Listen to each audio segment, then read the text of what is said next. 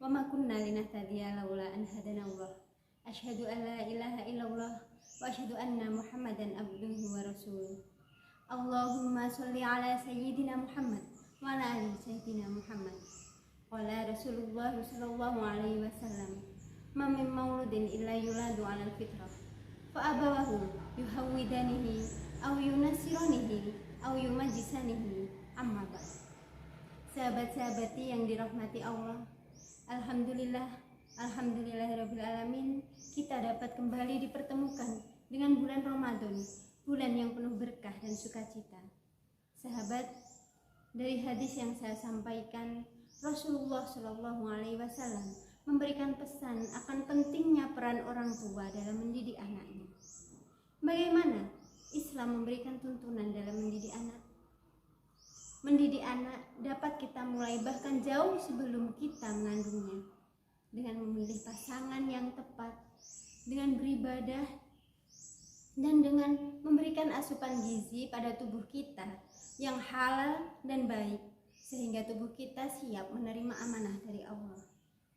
Ketika Allah mengaruniakan janin di dalam rahim seorang ibu, maka kita sudah bisa mulai mendidiknya dengan beribadah lebih giat bersama pasangan, membacakan janin kita Al-Quran, mengajaknya berbicara, dan memberikan stimulasi-stimulasi agar saat ia dilahirkan nanti, ia mengenal kita sebagai orang tua yang paling dekat dalam kehidupannya. Bagaimana jika anak kita sudah dilahirkan? Bagaimana kita harus mendidiknya? Dalam kitab Ihya Ulumuddin sudah dijelaskan, yaitu pertama, dengan memberikan makanan yang halal dan bergizi kepada anak kita. Makanan yang halal akan memberikan kelembutan hati kepada anak kita, sehingga anak kita mudah untuk dinasihati dan mudah menjalankan aturan.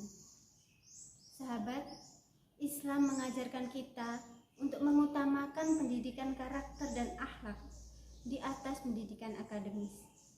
Berdasarkan usianya, anak dapat dididik melalui 3 fase.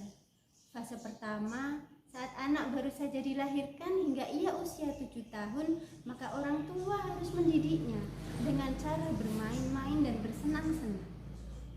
Seyogianya orang tua mengenalkan aturan dengan cara-cara yang menyenangkan, dengan suri tauladan yang baik, dengan memberikan jadwal dan mengenalkan hal-hal dan pembiasaan yang baik untuk anak kita.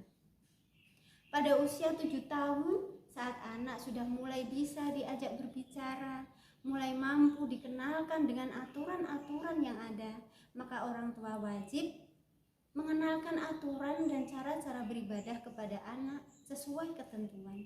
Rasulullah bersabda, "Jika anakmu sudah berusia 7 tahun, maka hendaknya kau menyuruhnya sholat.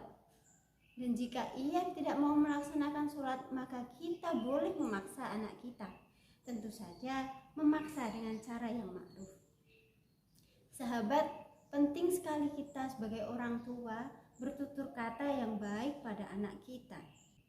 Pada fase selanjutnya, saat anak-anak menginjak usia remaja, usia 14 tahun ke atas, maka kita sebagai orang tua harus bisa menjadi teman anak. Kita harus bisa menjadi teman berdialog anak, tempat pertama mereka mencari curahan hati. Anak-anak di usia 14 tahun ke atas akan sangat mudah menerima masukan jika kita melakukannya, memberikan masukan itu dengan cara-cara yang baik dan tutur kata yang baik. Sudah seyogianya kita tidak terlalu banyak memarahi anak, membentak, apalagi mengomel-ngomel pada anak. Karena semakin banyak kita marah, anak akan semakin kebal pada nasihat kita, akan semakin tidak mau mendengarkan kita. Sahabat, selain pendidikan akhlak dan karakter, Islam menuntun kita agar memberikan pendidikan akademis yang terbaik bagi anak-anak kita. Tugas kita sebagai orang tua, selain mendidik anak kita di rumah, juga memilihkan sekolah yang baik untuk anak kita, memilihkan madrasah-madrasah diniyah, dan memasukkan anak kita ke pondok-pondok pesantren yang baik, yang sudah jelas sanadnya dan sudah jelas keilmuannya. Allah mengajarkan kita agar kita menjadi orang tua yang baik dan menyenangkan untuk anak kita. Kita harus mampu menyeimbangkan antara belajar dan bermain anak-anak kita. Imam Al-Ghazali mengatakan, setelah kita memberikan pelajaran yang berat, maka kita harus memberikan permainan yang menarik. Kenapa? Agar anak-anak kita merasa senang, agar belajar bukan menjadi hal yang menegangkan, dan anak tidak merasa bahwa belajar adalah hal yang mengkungkungnya dari kesenangan yang ia inginkan.